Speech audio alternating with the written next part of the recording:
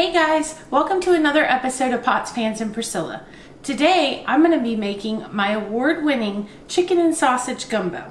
Now this is a family recipe, so you're going to have to follow along. It's not going to taste exactly like mine because it does get better each time you make it and with more practice, but it will be amazing, I promise.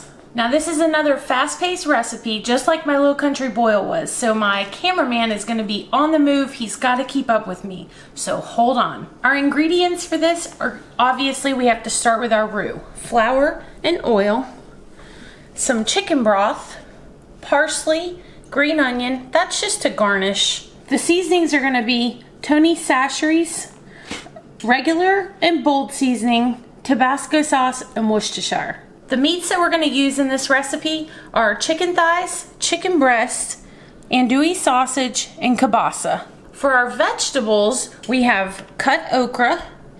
We also have minced garlic, and this is the Cajun Holy Trinity, which consists of onion, celery, and bell pepper. The Cajun Holy Trinity is a staple in Cajun recipes. A lot of the recipes that you'll see me make start with that.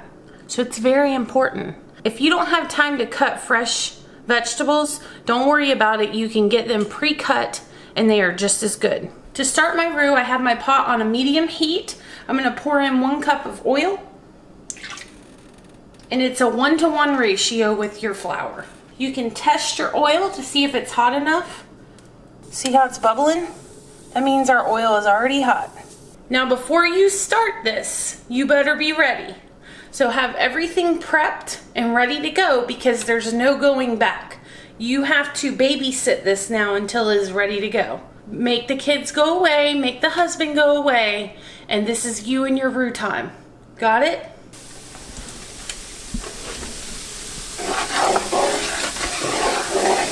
Okay. So you don't let this stuff stop moving. You just keep moving it around. You can get like a figure 8.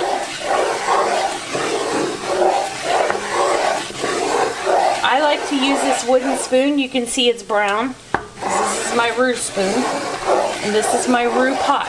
This is my gumbo pot. I make a lot of stews in here. It's the perfect pot.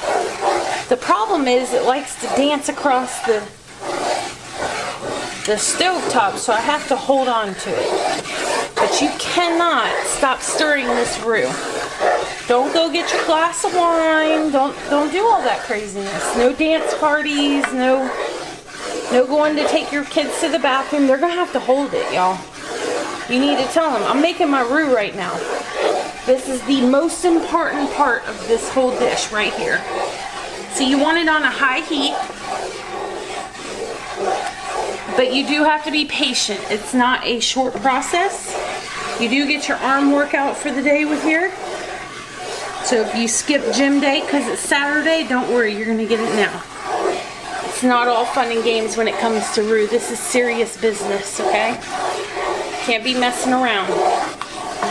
Can't be on the phone with your girlfriends or trying to Snapchat, none of that. If you burn your roux, you will ruin your gumbo, I promise you. It will taste burnt. So you want to do that. Okay, so let's stop talking. Let's get down to business.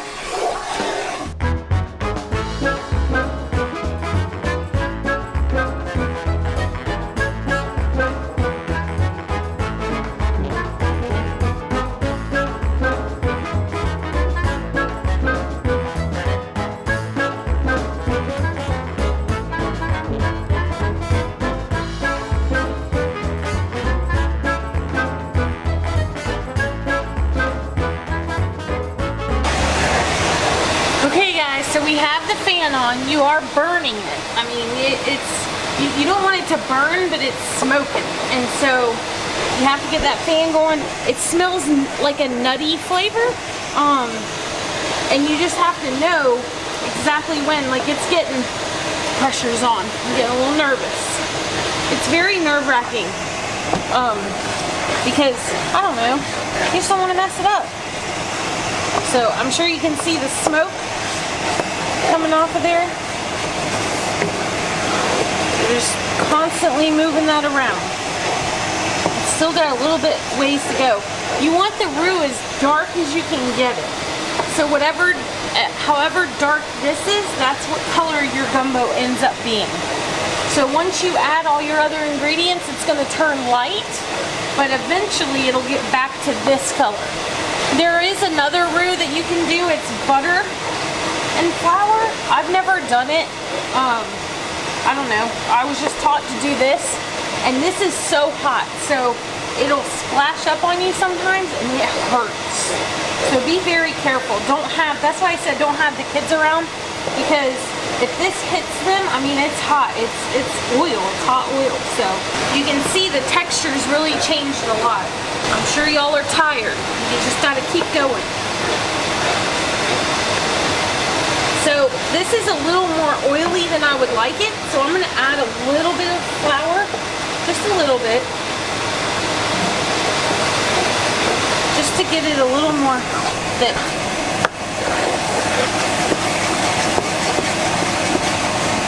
There we go.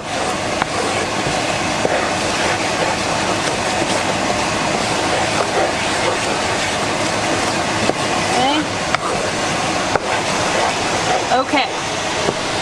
Ready? Okay, so remember what I told you about being ready? It is now time. You drop the heat completely. You can pull the pan off that heat. Everything but the okra is going in now, as far as your vegetables. Okay? We'll go ahead and stir those vegetables around with your roux. Get them all brown and that goodness.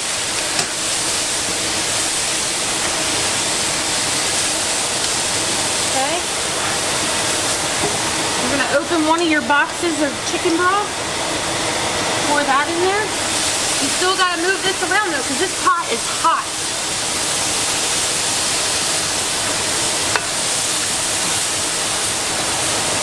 Now, some people use water, but this gives it more flavor. Okay, we survived. This looks really good. This is what you want it to look like at this point. So that is one whole box of chicken broth. I'm going to go ahead and pour in the second box now. Did you make it through? Let me know. I told you this is no joke. Gumbo's not for wimps. And like I said, it gets easier each time you make it. Now, if I have vegetarians that want to make this dish, I have made a vegetarian gumbo.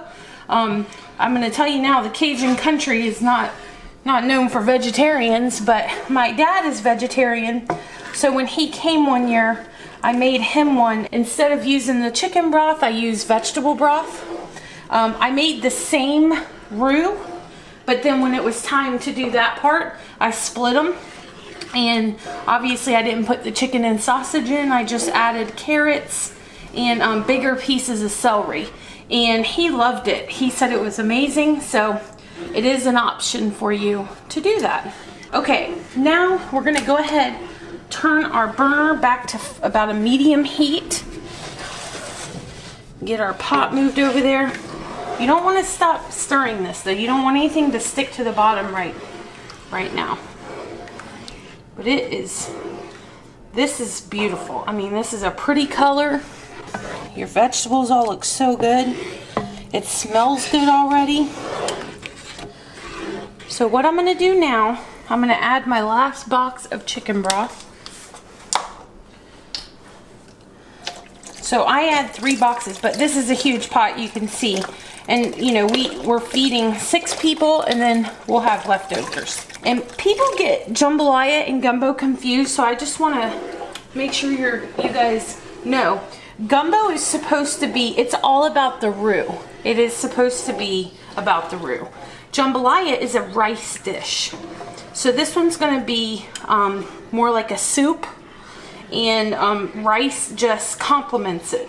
Whereas the jambalaya, it is about the rice. I mean, obviously it's about all the other stuff too, but it is a rice dish. So that's the biggest difference between the two of these. But you can put the same exact ingredients in both. It's just one's a soup. This bold seasoning, They're serious. It's bold. And you know, a lot of people they think that Cajun food is spicy. It's supposed to have spice. It is not supposed to be where you can't enjoy it. So don't think putting this in there is a good idea. I mean, you want to put a little bit, but not a ton. I mean, you're just lightly coating this whole pot. So now this one is the original. That's okay to use. There is not spice to this, like as far as like hot. Does that make sense? Am I making sense? It's not like eating a jalapeno. Okay. Now, because you're using these two, my gumbo does not require any other seasonings as far as salt and pepper and all that stuff. Worcestershire.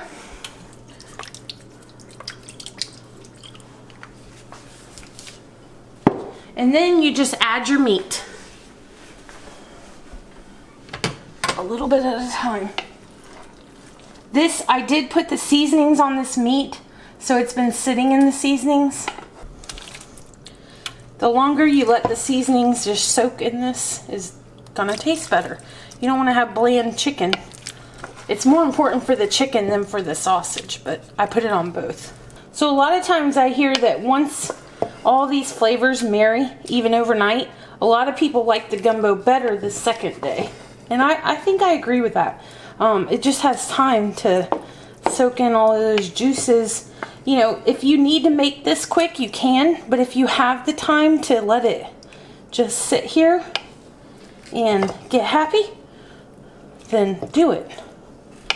Now, your chicken is going to sink to the bottom and your sausage is going to float on top. I don't know why. I'm not a scientist, but that's what happens. This is my andouille, and that's my kielbasa.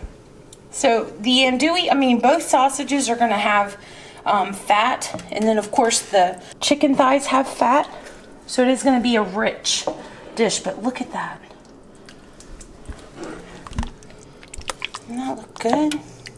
You're just going to do one more go around of the seasoning, not the bold, just the original. I'm going to put it on a medium heat, put the lid on it, and let it go. So I've got the gumbo going. The rice is over here cooking. So I thought I'd do a little show and tell with you guys. So this is my gumbo pot.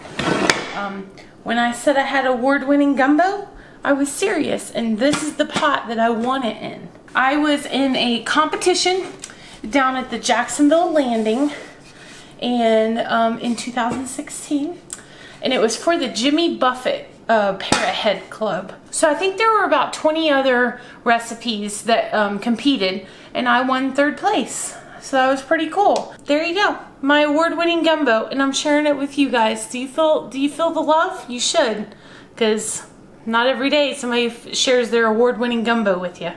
It is looking good, guys. One thing I did want to talk about, I add chicken thighs to my gumbo. Most people just use chicken breast, but the thighs really set this dish off.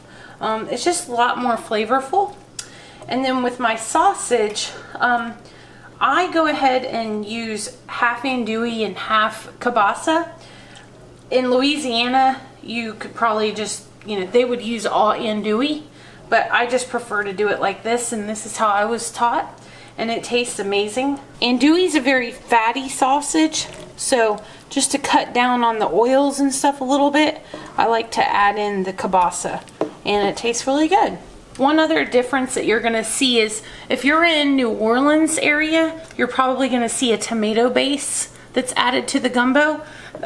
This is from Lafayette area, Cajun country, and we don't use a tomato base from that area. So there, I'm sure you see some differences if you've ever been to New Orleans. This is not going to be the type of gumbo you probably run into. I'm going to go ahead and add the okra. Now, if for some reason you don't like okra, you don't have to add that. I can honestly say I never ate okra until I had gumbo. It's not like I don't know, I don't eat okra outside of gumbo.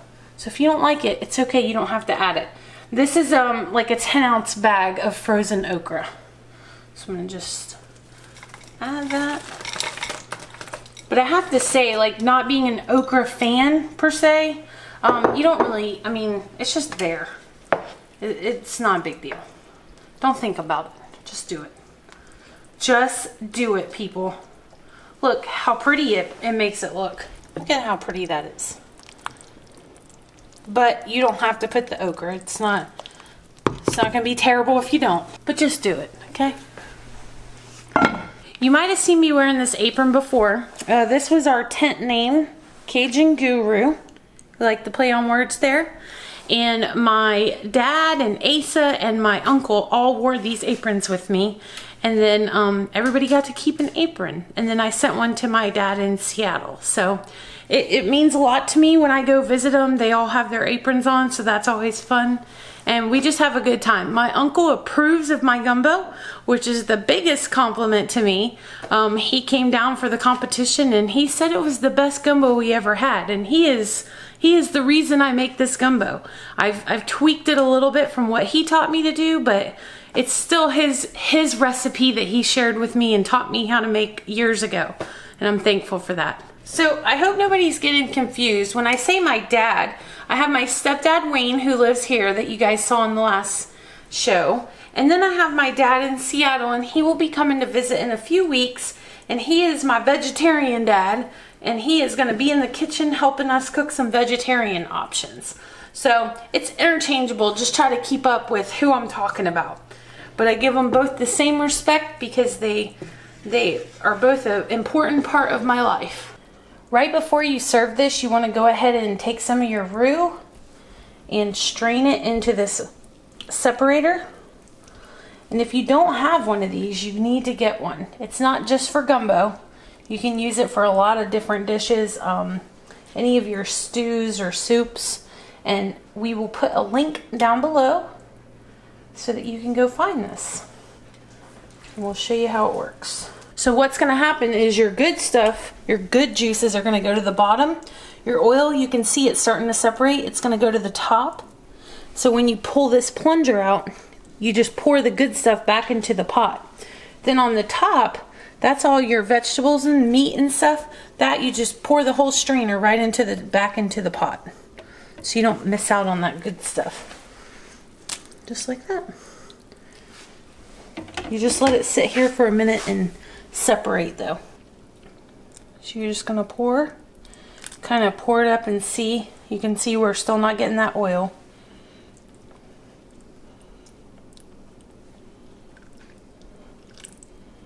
Still good to go. You can kind of tell the difference in color.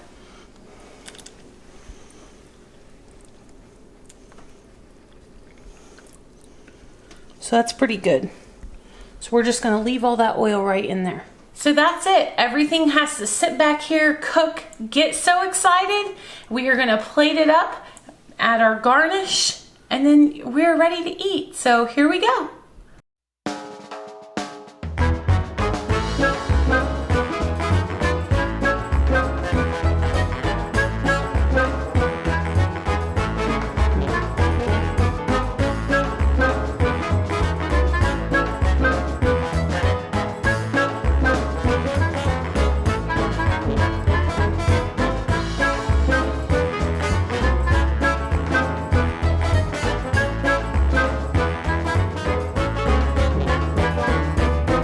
Thank you guys for joining me for another episode of Pots, Pans, and Priscilla.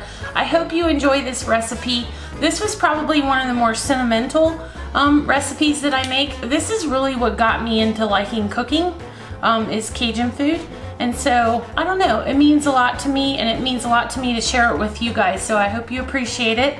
As always, please hit that like button. If you haven't subscribed, please do so. Why not? It's free. Make sure you hit that bell icon so you know every time I upload a new video. And as always, thanks for watching. Have a great night. See you later. Bye.